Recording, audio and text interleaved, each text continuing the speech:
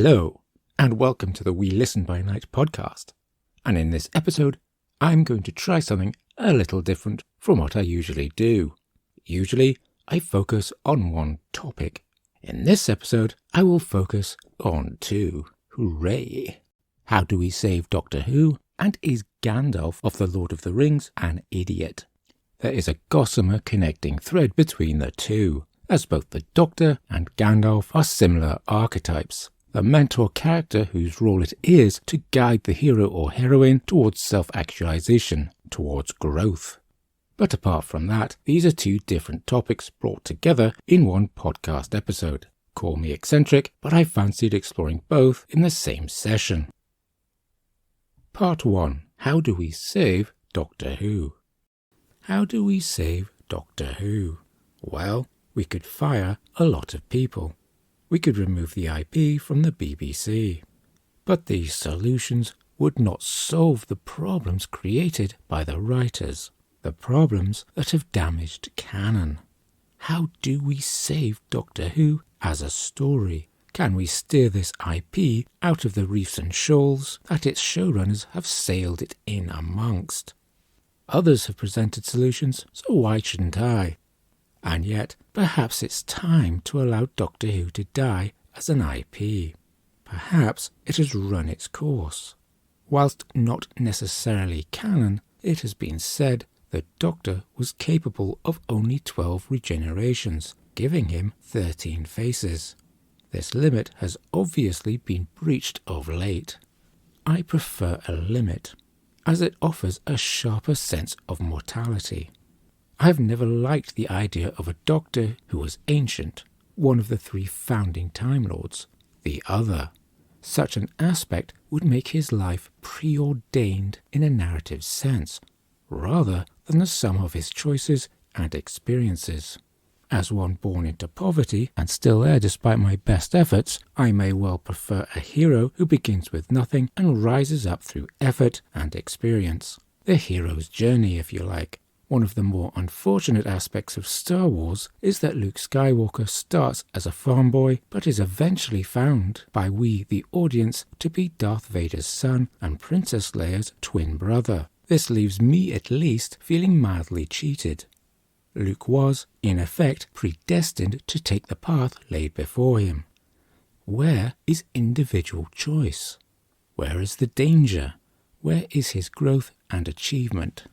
Luke Skywalker is not an ordinary farm boy, and never was.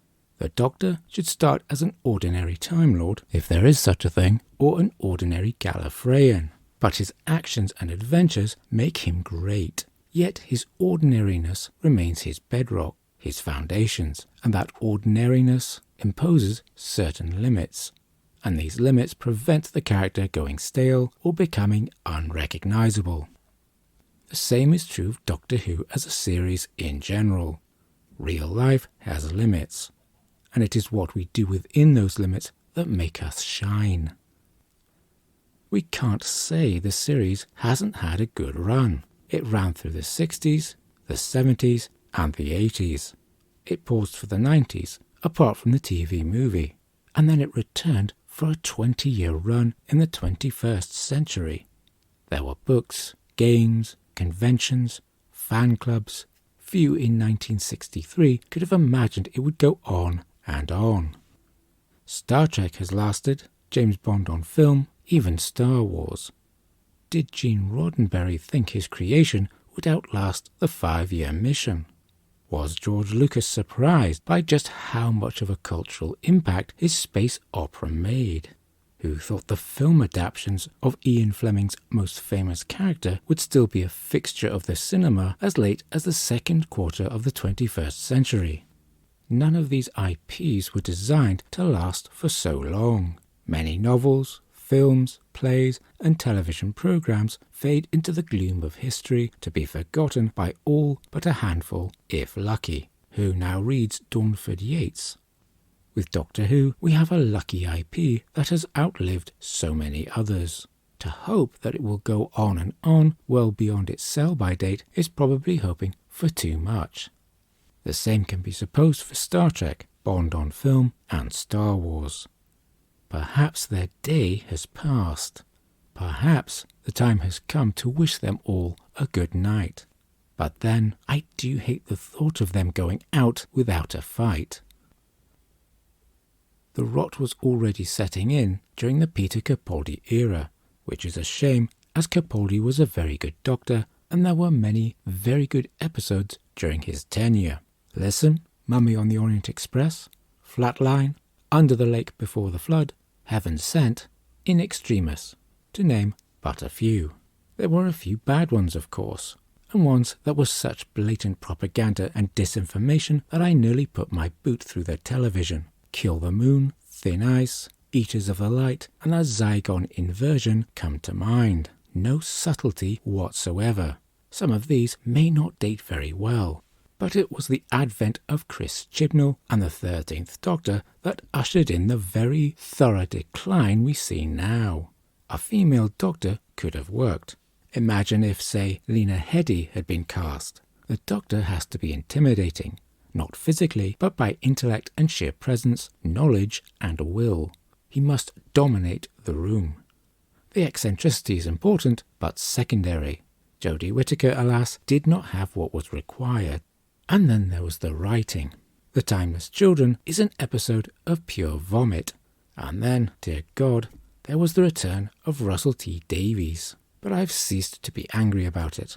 I just don't care anymore, which partially explains why it is taking me so long to complete my video about the TARDIS console of the 9th and 10th Doctors.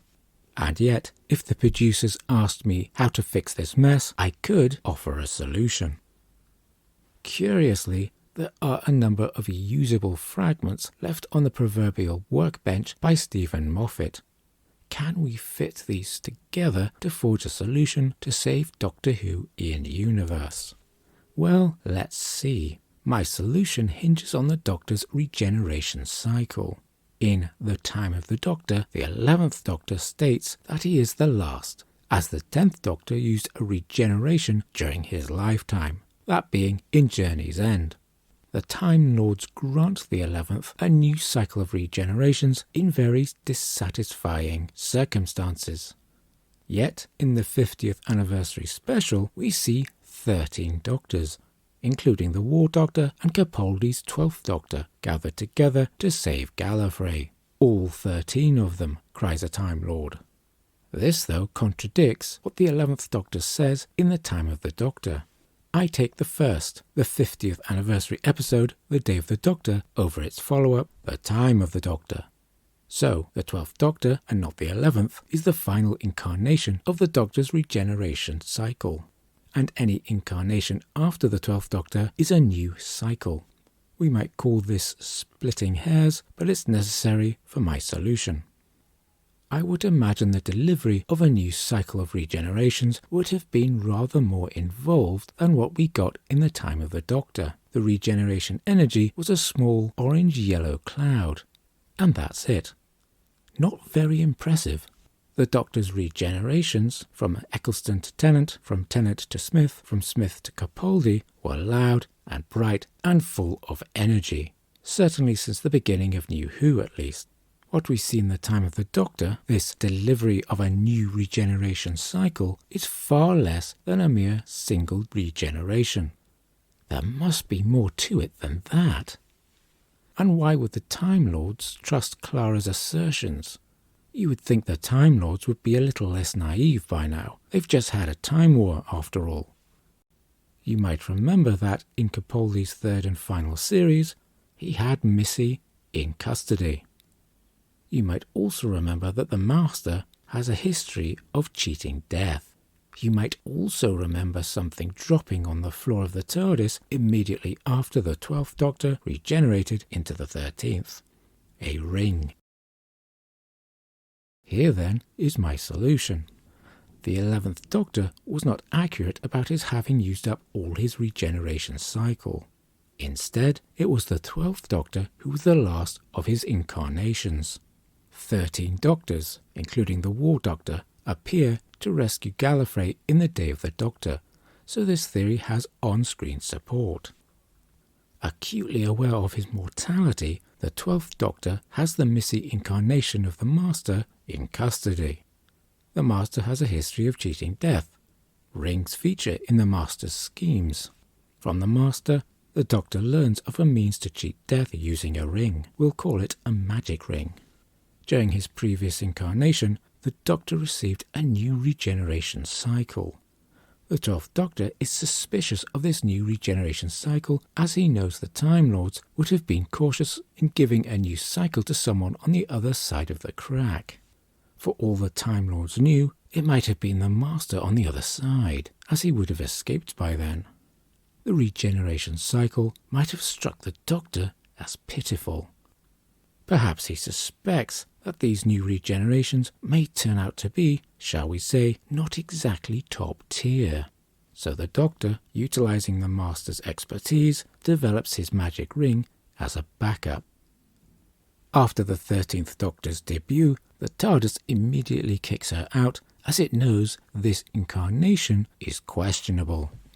Once gone, the magic ring does its thing and creates a very mortal Doctor.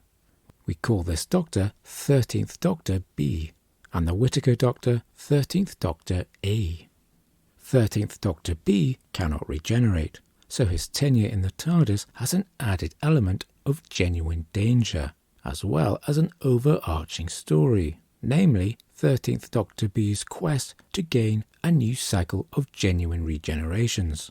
Meanwhile, 13th Doctor A is still out there, and in the mind of 13th Doctor B, she and her regenerations must be contained.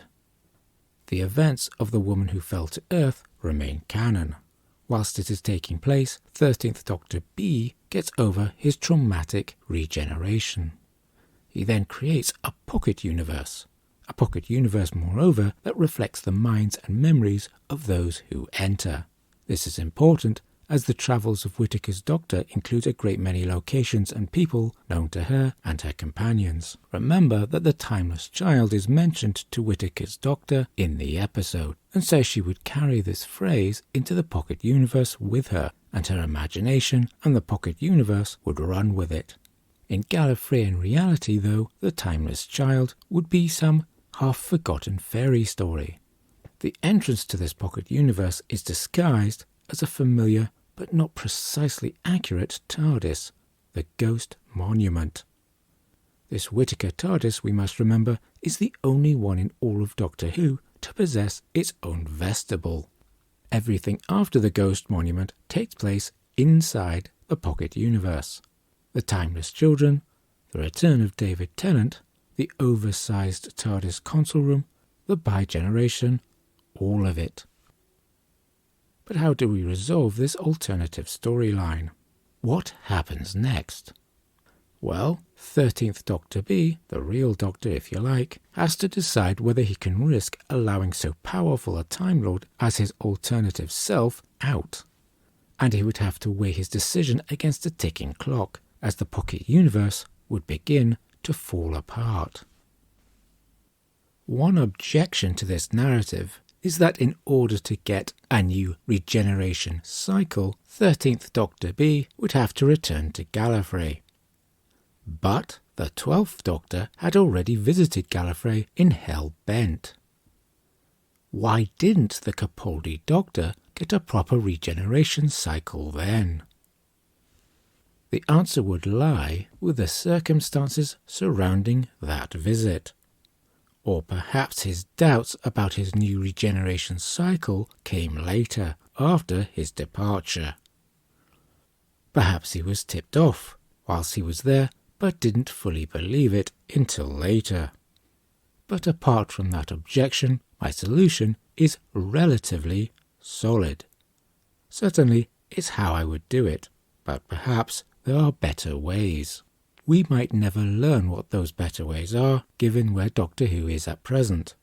A hiatus is almost certain at this point, and it might be better if it were to be a long one. But perhaps, as I said near the beginning of this episode, the time has come to allow Doctor Who to say goodnight. We have so many stories and episodes, books and games, more than for most IPs. The show has had a very good run, many decades long.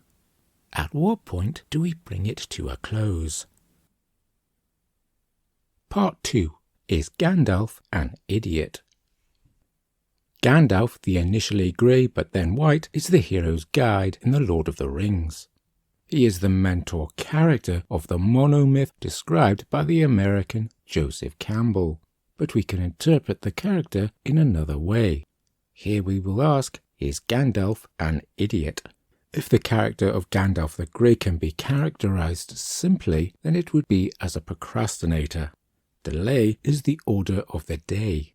The finest it may well be, but that weed of the South Farthing has much to answer for. Let's consider it. Bilbo Baggins comes by the One Ring in the year 2941 of the Third Age. While Gandalf expresses an interest in the providence of the ring, a shadow falls on his heart, he says, he doesn't act immediately. Yes, the woodland elves track Gollum, but beyond the western borders of Mirkwood, they lose that trail. And then, says Gandalf, I made a great mistake. Yes, Frodo, and not the first, though I fear it may prove the worst. I let the matter be. I let him go, for I had much else to think of at that time, and I still trusted the law of Saruman. He watches and he waits, acting upon his growing suspicions only once Bilbo has departed the Shire. That is in the year 3001, a full 60 years after the re-emergence of the One Ring. 60 years. And now Gandalf shuffles into action.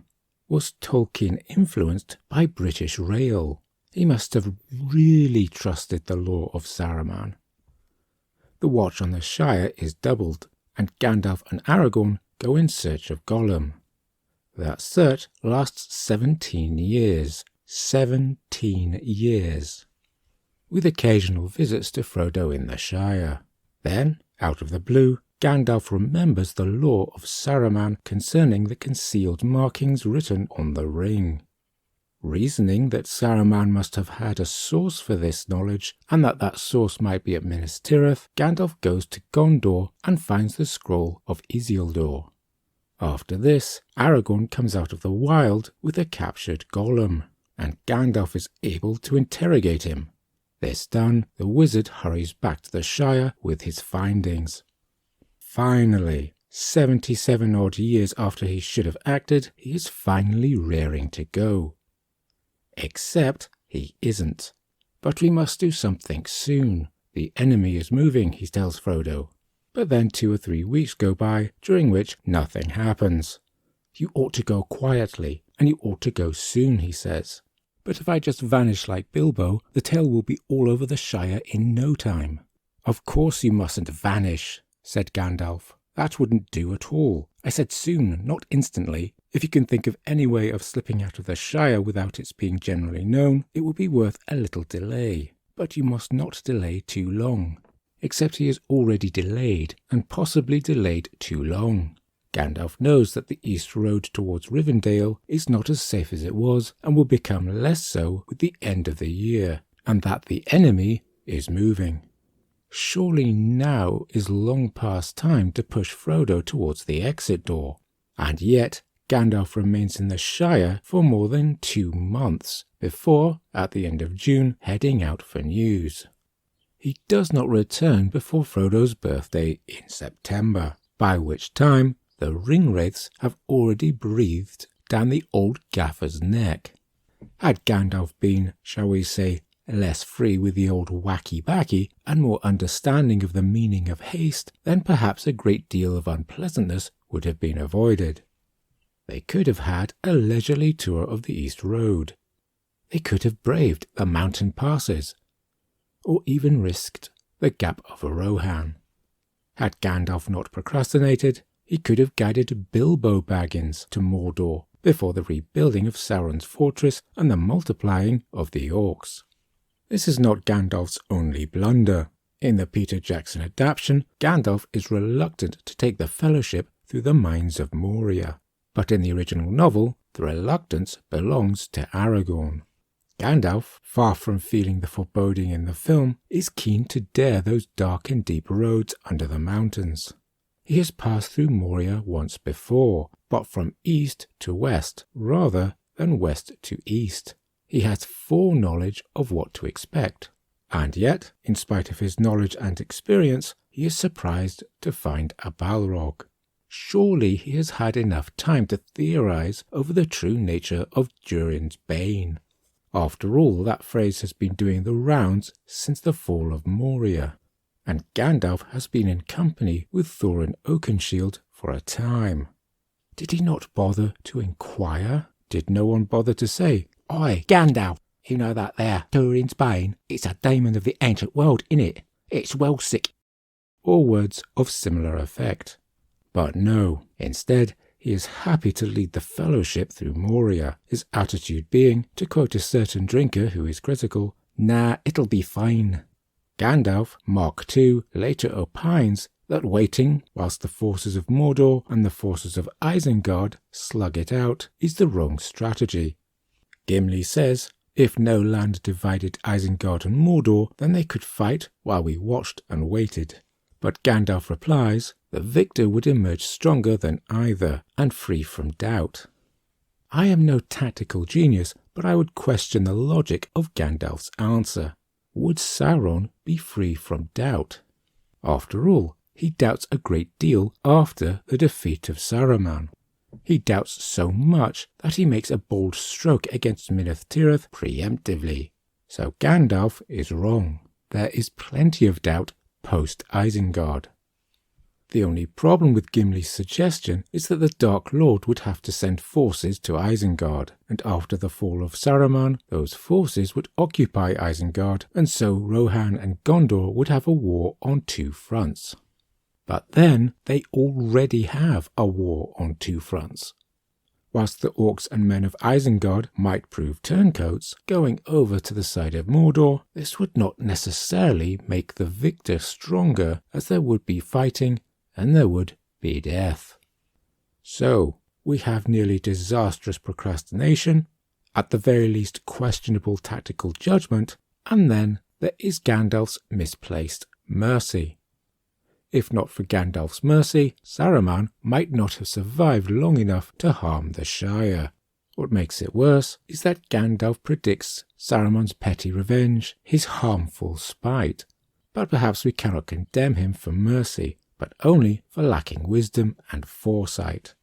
He lets Saruman loose on Middle-earth, knowing he is still dangerous to a degree, but apparently Gandalf no longer thinks of Saruman as his problem. We don't see Gandalf in the Shire again after he turns off the road to go and speak to Tom Bombadil. He is at the Grey Havens, yes, but not the Shire. Does he not care? He was all over the Shire before the War of the Ring. But now, after all that has happened, it's as if he has lost interest. As Saruman says, when his tools have done their task, he drops them. By the time Saruman says these words, Gandalf has indeed left his tools, and the hobbits have to fight to retake their Shire alone. Dangerous is the voice of Saruman, but there's no denying that he has a point. So, is Gandalf an idiot? I would say no, he isn't. What he is a very flawed mentor character. There's nothing particularly wrong with that, of course, as it makes the character more interesting. But a close reading of The Lord of the Rings does give us a different take on that character. He procrastinates, he makes poor decisions, and he seems to lose interest in his hobbit protégés once they have ceased to be useful. No, not an idiot, but he is hardly the great guiding light, the font of wisdom that we might like him to be. So there we are. Can we save Doctor Who? Yes, probably, if we address the in-universe problems through a plausible narrative. And is Gandalf an idiot? No, but he is almost as much of a liability as his absence from the narrative would be. But for now, I thank you for listening, and I hope you enjoyed this podcast episode, or at least didn't hate it.